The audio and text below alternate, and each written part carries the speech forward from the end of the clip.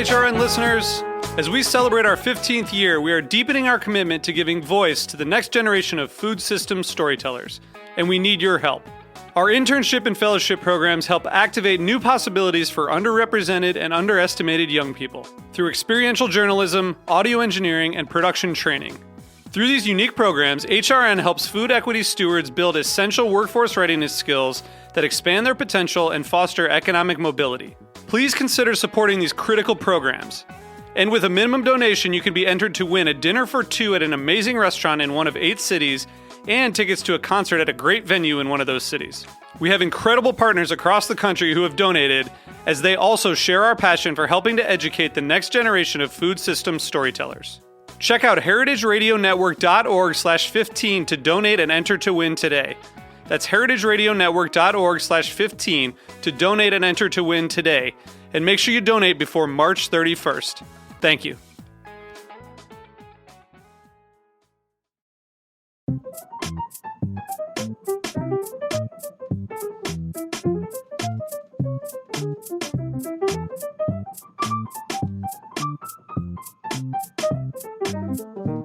You're listening to Heritage Radio Network on tour. We are broadcasting live today from the Le Creuset podcast studio at Charleston Wine and Food. My name is Kat Johnson, and my panel right now is one of my most highly anticipated panels of the festival. We are joined by Glenn Roberts of Anson Mills. Welcome, Glenn. Hi, how you doing, Kat? He's back. He was here last year. We talked about Sapelo Island Purple Ribbon Cane. We're going to have a similar conversation today, but about a different plant. We are also joined by Ann Marshall and Scott Blackwell of Highwire Distilling. Welcome. Thanks for having us. Yeah. Ann was on earlier this weekend talking about the world's biggest cookie, her former life as a bakery owner. Now she and her husband Scott own Highwire. And we were talking about the similarities a little bit between the ingredients and processes of baking and distilling. But Scott, this is your first time joining us. Yes. Welcome. I'm a newbie. You are. Thanks. So let's talk a little bit about Highwire. How did you guys decide to open up a distillery in Charleston? Well, we had owned the bakery, and it had gotten really big, and we had lost a little bit of that touch with what we were making and doing, and Scott had been brewing beer at our house for probably a year, and he was really fired up about opening a brewery. And we sold the bakery, and it kind of came down to brass tacks as to what we were going to do next. And I was really wary of opening a brewery because there were just so many. So I put a bug in his ear about maybe taking it to the next level. And he went along with it, so I sort of hoodooed him into... Yeah, I was doubting, actually, for about 3 years after we opened the distillery, actually. When did you say, this is now a good idea? No, it was, I just, brewing, had, and Ann was, I think, the right decision, but distilling was still fairly young at that point. There were only a couple hundred, maybe 150 distilleries when we first started looking at it. And I said, can we make a living? Is anybody really making a living as a craft distiller? And kind of what are we bringing? What does the word craft mean? And what are we doing that we're going to bring that, isn't offered already?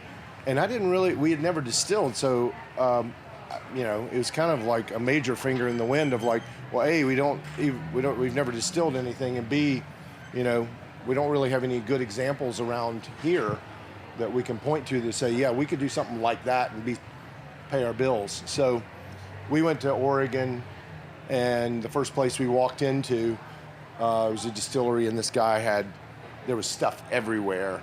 And he goes, hey, the owner walks up, he goes, hey, what are you guys doing? I said, oh, we're here checking it out. We're thinking about opening a distillery on the East Coast. He's like, oh, yeah, it's great, man. I just quit my day job. I've been doing this for 8 years. And I'm like, oh, my gosh. It took 8 years? Boy. I was like, we don't have 8 years. Nor do we want 2 jobs. Yeah. Although, our company's pretty small, so we each have about 7 jobs. But it's all at one company, yes, which makes a difference. Just all at one company. Yeah. So I'm curious kind of like how the three of you met, how far back you go, and then how you started collaborating. That's a good lead in. Well, or this conversation we're having is a good Glenn, lead in. we called Glenn a couple of times, and he continued to ignore my phone calls. Glenn's making a face. Wait, is this And going then- to involve the Supreme Court? And then, oh gosh. And then this guy named Rathead Riley walks in the distillery one day, and if you don't know Rathead, he is like the mayor of Southern Food and Beverage. He sells insurance, oddly enough, but he is a huge advocate for the Southern Foodways Alliance, and that's how we met Rathead. And Rathead said, "Is there anything I can do for you before I leave town?" And we were like, "Yeah, we're having a really hard time getting in touch with Glenn Roberts, and we feel like we really need to talk to him before we dig into building a whiskey program." And Rathead left the distillery, and 5 minutes later, Glenn called my cell phone. I do everything Ann Marshall, Scott Blackwell, and Riley say to do. I think Especially Glenn, Rathead. I know in Glenn now, you were probably in a rice field without phone service. I mean, it was like You were region- probably also we- like, who are these yo-yos that say they want to, use... Well, we met long before that, apparently, and I'd We forgotten. did, right? yeah. Yeah. We'd met about 5 years before that at a slow food event in Greenville, South Carolina. So That was fun. So the phone call led to, and this phone call sort of was a premeditated attempt to say, okay, what is our place? And being a food person, I knew that, just like tomatoes or mushrooms, all grains aren't created equal. And the backbone of bourbon is corn. So I said, the first place we need to dig into is corn. And I know there's this guy in South Carolina that knows a lot about corn and grain in general. So that was sort of the reasoning. And we realized that we needed help. And we had a conversation with Glenn in like December, I guess it was. And then this was the 2 months after we opened. And you were down at Clemson's Research Center a month or so later, maybe like late January. He said, let's meet down at Clemson. We'll talk about corn. And I showed up, and there was a 6-foot table full of all sorts of varieties. And Glenn's going through the different seeds, and this one's this, and this was this, and this is the quality of this, and this is what the flavor of this. And he kept skipping around this one in the middle of the table. And I said, yeah, well, what about that one? And he goes, oh, yeah, that's Jimmy Red. That's the one you want. He's like, that's an old hooch corn. Hooch corn. Yeah. What does that mean? Hooch. What? And hooch is actually out of the genre and tropes from the Prohibition era. And I don't know its etymology, but it is used in gas stations all around Appalachia. And anywhere, like there's a place called Tyner, South Carolina, that's like an eye blink, but it's a wonderful place. It's right on the South Carolina-North Carolina border. And that was the first place I actually heard that term. That was 25 years ago. So this Jimmy Red corn is like a corn that is, for what reason is Jimmy Red corn great for distilling? What characteristics? Well, we didn't know originally, and I thought, what does Glenn know about distilling? But he seems to be fairly confident about this. Well, he didn't really tell us at that point, but he had some of this stuff back in the day. I drunk gallons of it. So He knows his way around. So we, but then I said, great, we need to make some of that. He goes, well, great. We can get you some seed, and then you're going to have to grow it because there's not enough for you to even make a batch of it. And so we worked with Clemson that summer, and I went down, myself and Ann went down probably every other week. I was down there at least every week, watching it go in the ground to germing to coming up through. And I'm not a farm person, so it was all very interesting to me, kind of what was going on, but also I didn't understand the sort of stages of it. But when the corn came on the cob and drops and it turns that deep red, I got really excited, and it's just more of an angst of hope I guess. And at that point, we didn't have a way to get it out of the field. It had been raining for 23 days, so we called in a bunch of volunteers, a bunch of folks that are here this weekend, chefs and bartenders and friends. Glenn was there. We went in and hand broke the 2.5 acres, and then we had no way to clean it or mill it or anything. So Glenn took the heavy lifting, took it up and cleaned it, milled it in stages, so we got it as we needed it. And when we mashed it, it was that beautiful deep burgundy red color. Everything was going great, and then the next morning we go in and look at the fermentation, and there's this really thick oil cap, which we haven't seen with white or yellow. 3.5 inches thick, and it smelled like banana Laffy Taffy. Whoa. Yeah, it did not smell like corn, like we were used to. And we thought, there again, this is going in the right direction.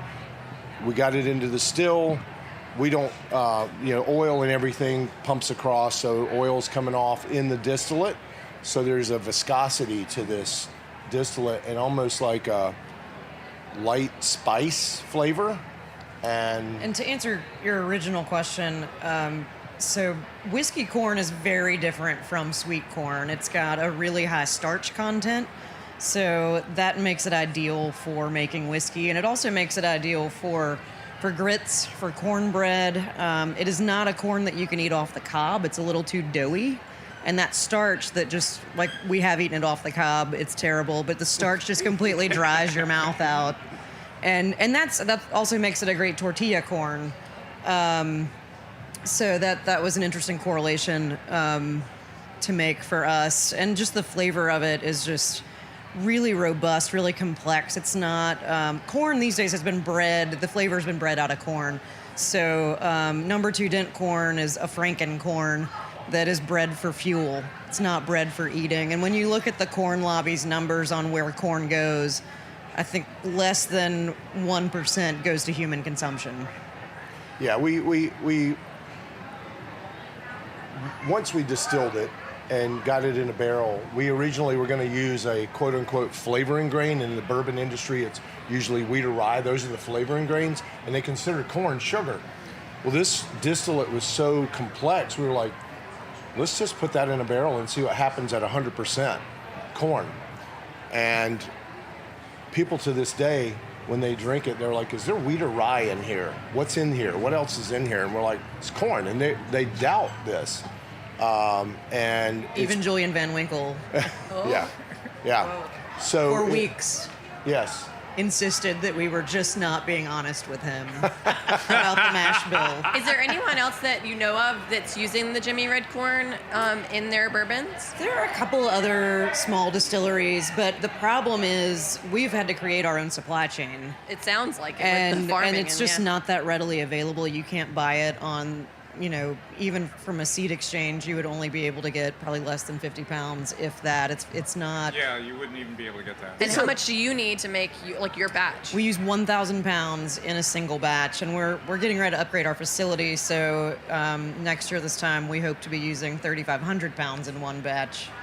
So that's going to up the game, and also really create a lot of work for us to do on the front end of getting that seed in the ground and making sure that we have the supply. The seed security is we talk a lot about that. Yeah. It's very stressful. It costs a lot. It takes a lot of energy. We are just starting to dig back into that, but that was sort of the impetus for this trip. Yeah, let's talk a little bit about that, about I think how you had to find this corn. The lesson here, and Ann and Scott are unpredictably, in my view, very loop-like thinkers. They think all the way through things, and I'm not used to dealing with people like that, honestly. My wife is that way, right? Hi, Kay. But the lesson here is, it started with Ted Tuning, who didn't want that corn to go away because he liked everything about the corn, period. And he was very familiar with black culture on James Island. And the last family that had it, kids didn't want to grow it. And so Ted decided to save it himself. And he was pretty quiet about it. And I happened to see him growing it. I didn't even know who he was, and my daughter actually spotted it. So there's Ted. Didn't know it was all that unique when he started, but it turns out to be a specific landrace, heirloom, that he was saving. I'm not sure that he understood that how much culture was behind it when he got it, but I got some, I blew it up, I gave seed back to him, he gave seed back to me, and we traded back and forth for a couple of years.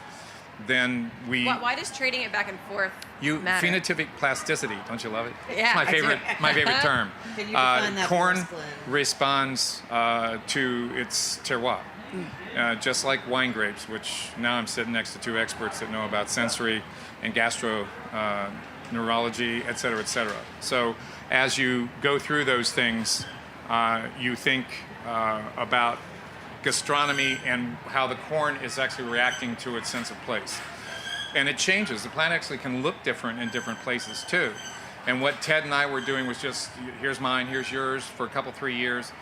And then Ted tuning, and I decided, look, it looks like this corn is unique here, and we need to, one, look at it hard, and two, get some pros in here to save it. So we went to Merle Shepard and Dr. Brian Ward, Dr. Merle Shepard here at the Clemson University Research Center, and they were intaking, then it was secret that they had a seed vault in there. So I didn't even know they had the seed vault, but they were intaking local stuff into their seed vault, which they still have. It's bomb-proof, hurricane-proof. It's the coolest place in South Carolina if you like seed. So they took it in, and then Brian, Dr. Brian Ward, grew it out, and that's actually the first person that pulled all this together with Scott and Ann, because they need security. It changes every year, and you have to reselect it. And at Clemson University, they had lots of experience. Ted had lots of experience. He was in on it. And Ted's coming back, right? We're doing He's two coming. seed increases this year at two separate farms. Yeah. Because of that. Is Ted working with you this Ted's year? working Yeah, with us that this is year, cool. which is exciting, and he's Yeah. he just had a grandbaby, his first grandbaby. So He he's- wanted his daughter to name the baby James. Baby James? After James. Jimmy Red. I like that. So every time she posts a picture of the baby, Yeah. I say, "Ooh, James Rouge, how's he doing today?" James Rouge. I like it. I like it. It's Fancy. French. Yeah, but So- I think, corn is very promiscuous, so you have to be really careful about where you plant it and when you plant it, because it will get crossed up with corn that's anywhere near it. So we have to really work with farm partners that are very serious and that understand that they are being stewards of a crop that almost went away, and a crop that we're trying to keep as pure as possible and continue in a straight line from a genetic standpoint. I read somewhere that there was like 2 cobs left at one point. Is that the case? Or is that a little bit of Ted a... got a little bit more than that, but you're right. It Yeah, wasn't much. it was very small Yeah, it amount. came from a very, very old family who did not want to be named and still don't. Wow. But Ted has the history. He'd be a great book, and I've told my book agent that he should chase Ted down. I don't know where that's going. So let's talk about the recent trip that Jimmy Red Corn has inspired. And where did you go? Why did you go there? And tell me the story. I'm gonna let Glenn take Well, that I'll kick one. it off, but Scott and Ann, again, had much higher integrity philosophy behind this trip than I did. And it was my contention that there was such a thing as imago de maíz. And it was a difficult decision to figure out whether it was geneticists that are working at the Center for the International Study of Maize and Wheat, north of Mexico City, or someplace else, or the Zapotec and the other native peoples in the Mayan communities up and down the Americas, period. And so I just decided, I'd been asking questions, and Kate Barney, who works with Row 7 now, Charlotte Douglas, Dan Barber. Kate Barney had worked with Javier Llavera, founding Macienda. And it's a company that's based on the original 59 Zapotec-style mazes from all over, though it's not just Zapotec, so it's all over Mexico, North America, South America. There's not much up here of the origin mazes.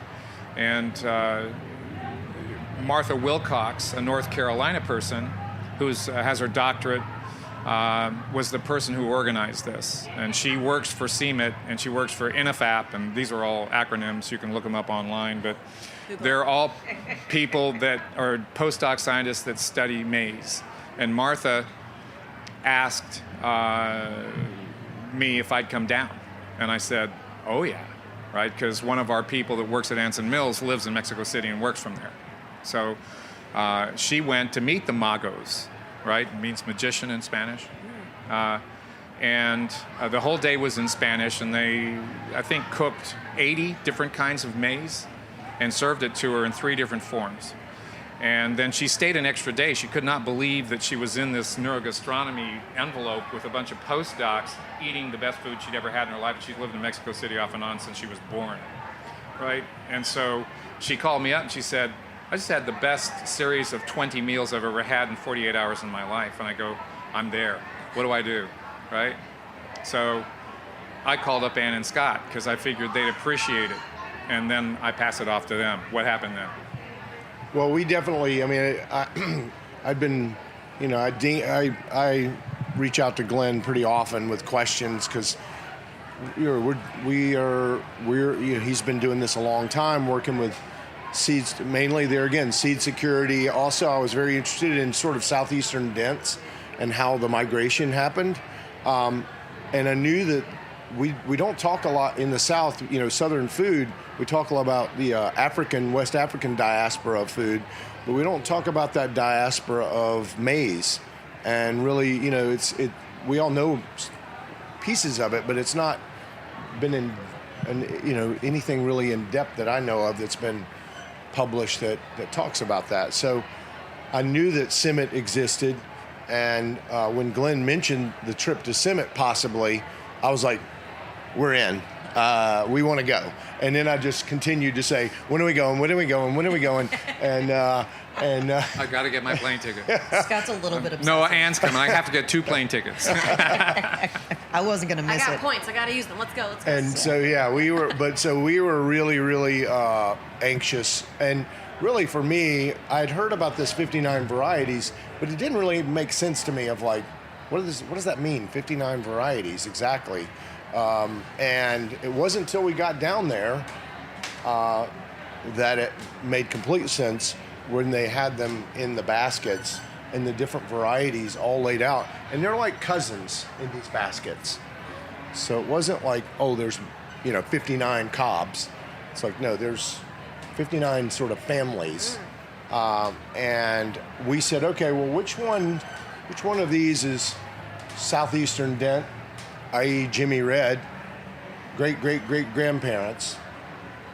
Where are they? Where are their cousins? So we really, that first time we worked with Jimmy Red, we were so just excited but also a little bit baffled as to how we had not seen anywhere near this result with any corn that we had worked with to that point. And we had worked with a lot of heirlooms, a lot of white corn, some yellow corn, some blue corn.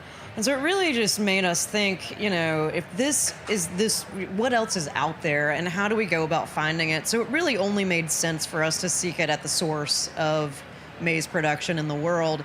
And that's, you know, we'd kept our eye on it and we were just really intrigued by what that ancestor corn might look like or taste like. And so we visited those 3 seed banks back to back to back, and we felt like we were getting close. We kept seeing cobs of yellow corn that were clearly dent corns that had, so Jimmy Red has a specific row count of kernels around the cob, and we were, you know, intent on finding that, but also just, we felt like the kernel shape would probably be similar, the cob shape would probably be similar, so it was really fun, and we were also kind of joking the whole time. Like, I think the first day we did see a cob of Tuxpeño, which is what we think is the ancestor corn, but it was yellow, and we were like, does this come in red?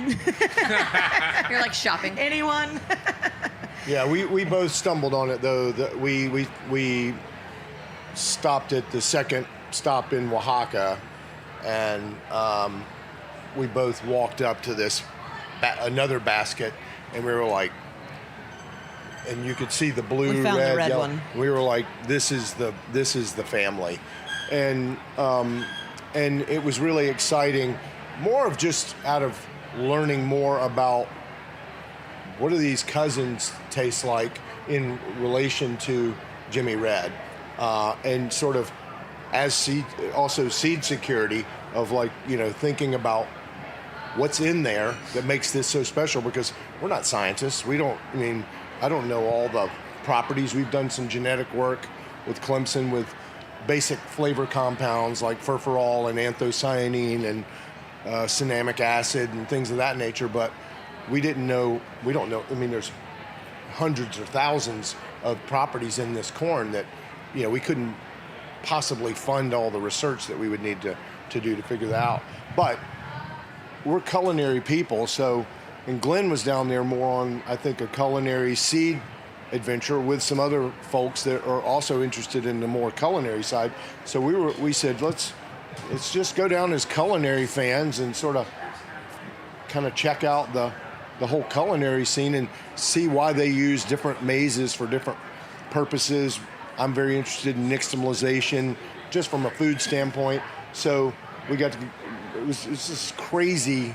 I can't even explain the trip, to be perfectly honest. It was a crazy 3-day deep dive, 14, 16-hour days. It was intense. How about 25,000 distinct cultivars of maize in conservancy in 3 different places in the same number of days?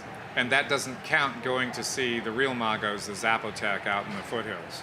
Yeah, and right. the true hallmark of just how interesting and overwhelming it was is we'd get back in the van and nobody talked to each other. And these two guys right here can talk a blue streak.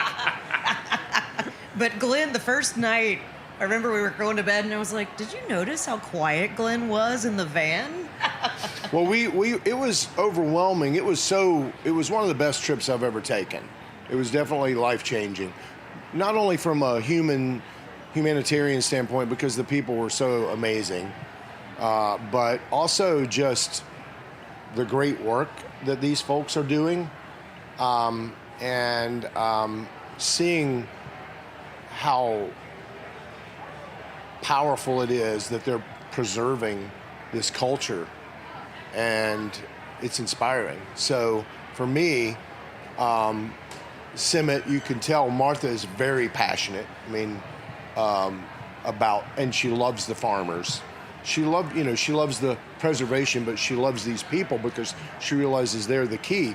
But we went the next day, we flew to Oaxaca. We went to Texcoco the first day to Simmet outside Mexico City, did a whole tour of their facility, then got on planes the next morning, flew to Oaxaca, dove right into a restaurant that they make their own masa, mill their own masa, all these different varieties, have this really cool camal right out front. They're making tortillas on. It's just like corn heaven. And then we go from there to this village that's known for tortilla making. And we sit down and they've assembled the dignitaries of the town and they line us up at a table and they're lined up. And then they introduce themselves. We've got the president and maybe the vice president or whatever. But of the village. Of the village. And then we go through and they explain who we all are. And you can tell they're very honored to have us there and very proud to show off what they do. And then we just start walking from house to house. And there are women working apparently 7 days a week from 7 to 3 every day over a wood fire, turning what they grow, their families grow, into something more valuable, tortillas. And we're tasting yellow, red, blue, and then we get to purple, and there's chickens and turkeys. donkeys Orange. and turkeys. And we get All to the the last turkeys. one though, and there's a woman there making tortillas with hybrid corn, because they're introducing hybrids. Trying to say, this is easier. Why are you messing with the ancestral stuff? This is much cheaper and easier. Well, that tortilla suffered from flavor. So it really just cemented in my head of like, what we're doing is worthwhile. So Are they distilling with the corn down there? No. It's all like food. No, the mezcal traditions in the Palenques, which does bring up an interesting thing. They do make very elevated spirit ferments with these things that we did not. I'm going back this summer, going to go there. They use sacred ash in them, their spirit drinks, and they do use maize for those things, and they're supposed to be phenomenal. We had some non-alcoholic drinks that were so far off the charts, I'd never even tasted anything like it. Which brings, exactly.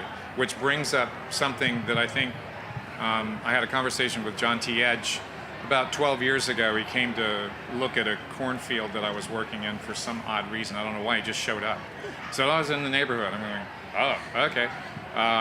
And John T. Edge, director of the Southern Foodways Alliance, sorry. And we started talking about Appalachia and source water, and the idea that the best hooch in Appalachia is based on the best corn in Appalachia paired with source water, meaning water straight out of the rock. And the concept there is the same thing that Scott and Ann are chasing in my mind, which is source food.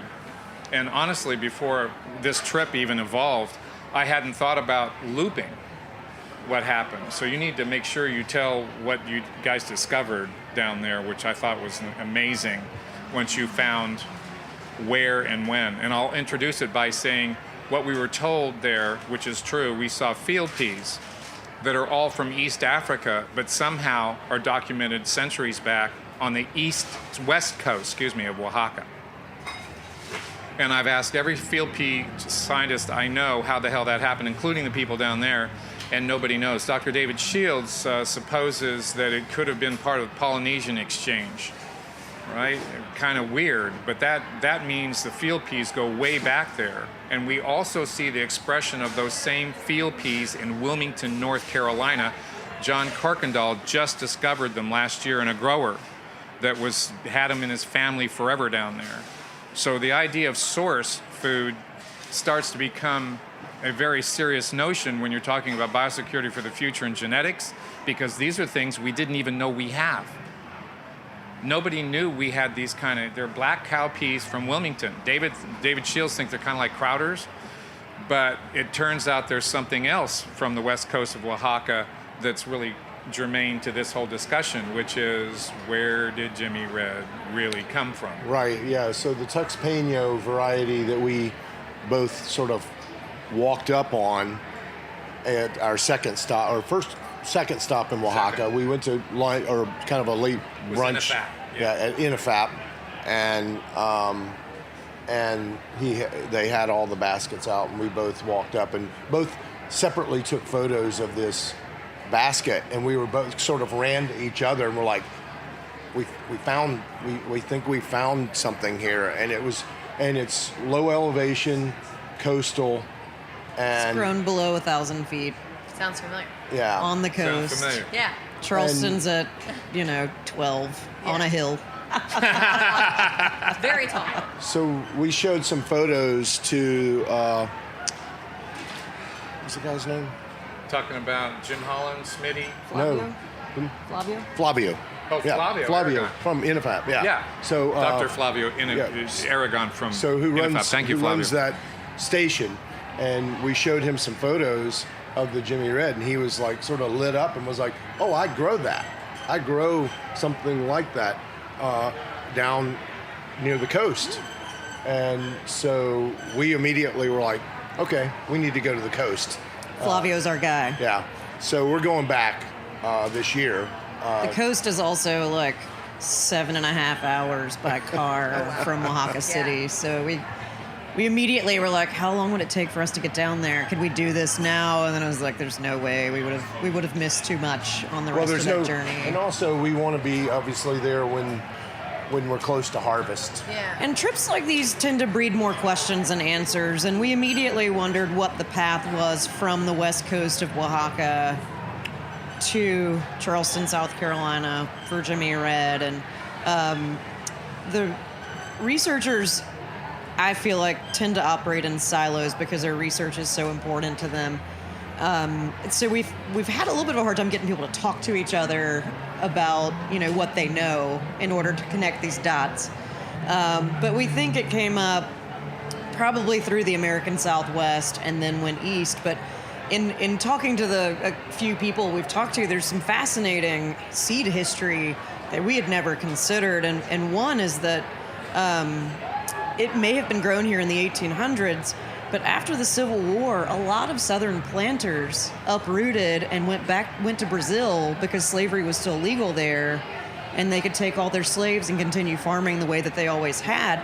So when you pick up a seed like that and take it to another place, you pick up a whole different DNA, essentially. The DNA converts. But also you've got different terroir. And you've also got potential of intermingling with Brazilian varietals that would also have come down from Mexico.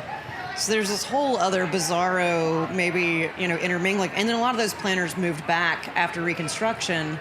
So you've got this crazy, there's all these variables that could have possibly happened. And it's picking up with every move that group makes out of Oaxaca north into the southwestern U.S. and then east, you get, a different little twist to the DNA with every planting. So that's fascinating. And then Scott talked to somebody a couple weeks ago that also mentioned how much was lost with the Trail of Tears and how these Native American groups, as they were moved back west, lost their land, they lost their seeds. Yeah. So I think ultimately, I felt like it was like, is this a long shot? But I feel like it's the best we're going to do. And I think even talking to people who do this for a living, and multiple people who do this for a living, the best we're going to be able to do is piece together our best theory around sort of a general theory. And all of them sort of say the same thing, which is it moved from the southwest and across the bottom of the country and up over here. After that, we don't really know exactly, but we're doing genetic fingerprinting with Dr. Jim Holland with USDA. There's a germplasm center at Summit that we will also be speaking with about Tuxpeño genetics and trying to use a little bit of science to see if we can't sort of piece. So it's going to be coming at it from multiple angles to sort of construct this theory. And really, at the end of the day, we're distillers. We're on that note, because we do have to wrap up in just a second, but this has been so fascinating. I've loved doing this another year to talk about a very specific ingredient, how this insane amount of work goes into working with that ingredient, but then translating it into something that's just really delicious. So on that note, and Scott, tell us where people can find the Jimmy Red Bourbon and more about Highwire. Yes, so our sort of number one online outlet right now is Astor Wines in New York City, and they carry most of our products, and they have done a really good job of stocking Jimmy Red and making sure they still have it. We release it generally at the end of the year. That's our big annual release. But this year we are hoping to have it available all year round. And it is a beautiful spirit. All of the things that we've talked about the corn, the oil, the flavor, the cinnamic acid, all of those things translate into the spirit. So it's got this really creamy mouthfeel, this amazing viscosity. It's got some notes of marzipan, some baking spice that's coming from that cinnamic acid, which is linked to the color red. And then it's just, it's such a cool product because it's 100% corn. It's the only bourbon I know of. I was actually with Bill Thomas from Jack Rose yesterday, and I asked him, if he knows of any other 100% corn bourbon, and he could not name one. So yeah, we've stumped a lot of whiskey enthusiasts, but that's really cool. I will mention that we have distilled some other varieties. We distilled some blue corn from Mexico about 2 years ago, sort of secretly, quietly, and we've been tasting that recently. And this has a real high level of the anthocyanine, which is in blueberries and Aussie. And it has almost like a brandy nose, but we tasted it side by side with the Jimmy Red. Completely different flavor. Richness, mouthfeel, all of that. Some of the characteristics, but completely different. So we're just sort of starting to scratch the surface is basically the point of this. So That's cool. so cool. And Glenn, my last question for you is, if we do this next year, what ingredient are we talking about then? I think we should be talking about the recovery of Italy's oldest rice out of the Sicilian exchange that came to the Salzburger mill in the 1730s, which is right by Savannah, Georgia. The archives there are pretty thorough, and there's someone doing postdoc work who isn't a postdoc. His name's Justin Cherry. He's a chef here in town, and he has half-ground baking, and he's doing the definitive work looking at colonial rices, amongst other things. So I think it would be something like that, or something we find between now and then. And the last note, you never know what you have. You need to check really carefully. If somebody says, oh yeah, they do that someplace else. Our friend Nat Bradford was told by an internationally recognized geneticist that his stuff wasn't unique, and he just kept at it, and it was. And with Jimmy Red, it would have gone were it not for Ted Tuning. Yeah. We wouldn't even be sitting here talking about this. That's pretty extraordinary, and that's just two. Can you imagine? There were 120-some thousand distinct maize cultivars by 1900 registered with the USDA. At that time, the Department of Agriculture. Nothing. How many are there now, Glenn? It's 23,025 distinct worldwide, Wow. not just here. And to that point, Scary. you know, like Bloody Butcher, which is another red corn, if you order Bloody Butcher seed right now, you don't really know what you're getting. Yeah, it's just a class of corn. Yeah. It's just a class. So it could it's have 10 things in it, or it could have nothing in it. It's Right. hard to say. It's So- got red pericarp. That's so the outer yeah, skin. yeah. All right. Well, this has been fascinating. Thank you so much for sitting down with me to talk about. I mean, you had me at Oaxaca, but then obviously I wanted Kat, to. you have to come. I We're going sign in me June. up. When are we going, Glenn? When are we going? When are we June going? for I planting gotta book my ticket. and harvest. June 24th is the planting It's date. November, It's right? I'll put it in my calendar. Yeah, we're gonna all make Kate Barney help us this time. All right. I'm Okay. putting it in my calendar. You guys aren't going to be able to get When rid do of we me. need to buy our plane tickets? All right. Thank you to Glenn Roberts, Ann Marshall, Scott Blackwell. I'm Kat Johnson. Thank you again to Le Creuset and the Julia Child Foundation for making Heritage Radio Network on tour at Charleston Wine and Food possible. Make sure that you go listen or check out our full schedule of the festival at heritageradionetwork.org/Charleston 2019. We will have all of our interviews posted very soon for you to listen on demand. So make sure you're staying tuned to the website. And we'll be back shortly with more interviews from the festival.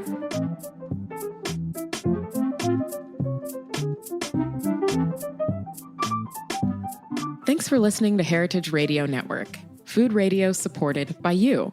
For our freshest content and to hear about exclusive events, subscribe to our newsletter. Enter your email at the bottom of our website, heritageradionetwork.org. Connect with us on Facebook, Instagram, and Twitter at heritage_radio. Heritage Radio Network is a nonprofit organization driving conversations to make the world a better, fairer, more delicious place. And we couldn't do it without support from listeners like you. Want to be a part of the food world's most innovative community? Rate the shows you like, tell your friends, and please join our community by becoming a member. Just click on the beating heart at the top right of our homepage. Thanks for listening.